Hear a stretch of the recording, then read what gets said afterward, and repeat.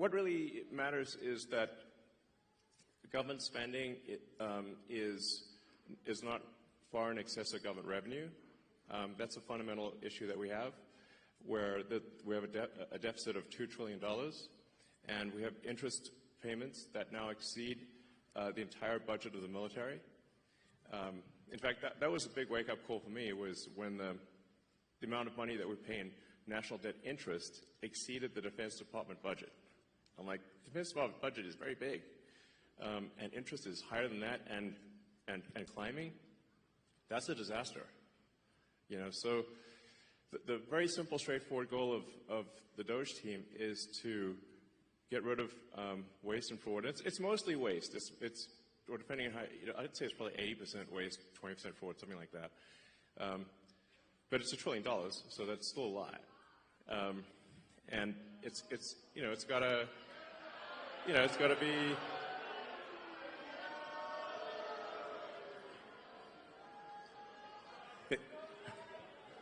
We got another Soros sleeper agent there.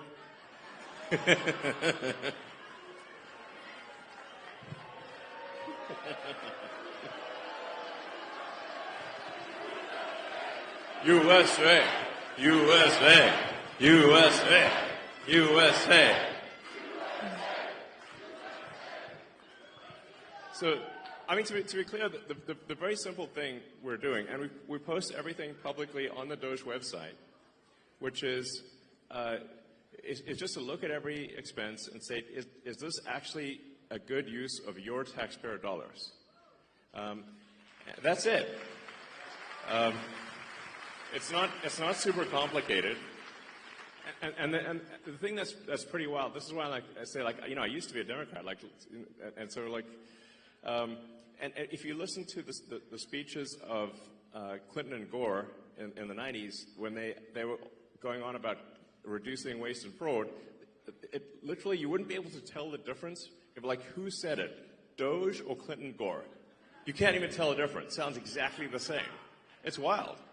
So we're really just trying to restore common sense to government and say, let's not waste your money, and let's make sure it's spent well, and that's it. And in trying to save $1 trillion of expenditures, what we're saying is, of the $7 trillion in government spending, let's see if we can make it 15%, 15% more efficient. And I'm confident that we can. That's actually not a huge bar, by the way. So,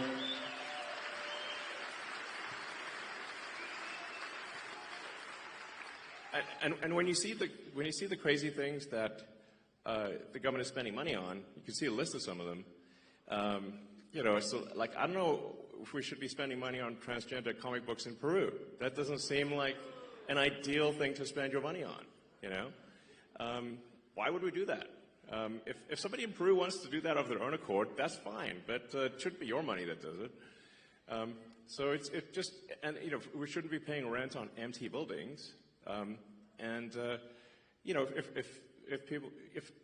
I do think there is a role for government, but we just need to make sure we're just going through and saying and doing what I would call an excellent and necessary and reasonably trusted review of organizations and personnel.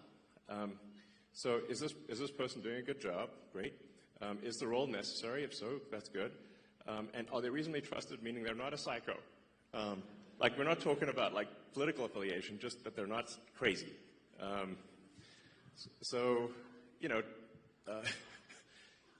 What's wrong with that? I'm sounds super normal to me. So that's it. Now,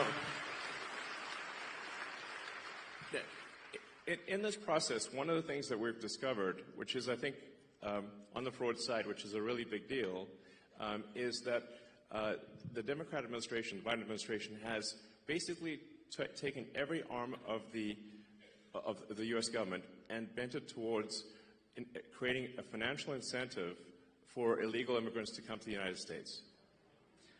Now, this is every part of the government.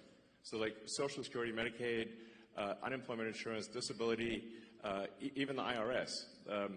So you can like fill out a fake tax return and say you need a tax, maybe I shouldn't tell people this, but it'll actually work. I mean, mostly, there's some chance you'll get caught, but if you fill out a fake tax return, you can just get a tax refund even though if you didn't pay taxes. So we're trying to stop all these things, say like, okay, well, let's stop the waste and fraud, and we also need to turn off the massive financial incentive for illegals to come to the United States and stay in the United States. And this is really the thing that is causing the Democrats to lose their mind. You know, because they're actually spending, at this point, tens of billions to attract and retain illegals in the United States. It's really on that scale. It's a gigantic number. And the goal is to turn all the swing states blue. That means Wisconsin. So that's the goal. So with the asylum program, if they can get a green card within a year, and then they can get citizenship as quickly as 4 years after getting a green card, because the first year of being asylum counts for the 5-year citizenship waiting period. So this is a very big deal. A number of friends of mine have actually joined the government in order to help with this process. And I'd like to welcome